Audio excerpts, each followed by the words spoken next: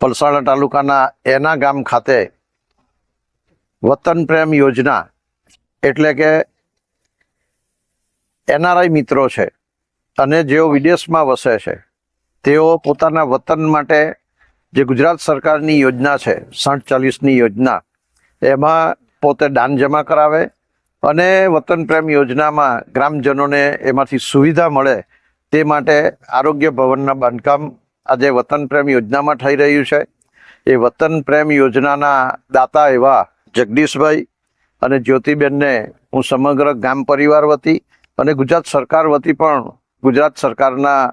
બારડોલી વિધાનસભા મત વિસ્તારના ધારાસભ્ય તરીકે જગદીશભાઈને, જ્યોતિબેનને અને એમના સમગ્ર પરિવારને હું અભિનંદન આપું છું કે વિદેશમાં રહેતા હોવા છતાં પણ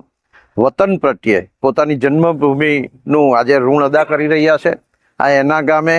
આવા અનેક કામો એનઆરઆઈના સાથ અને સહકારથી થયા છે।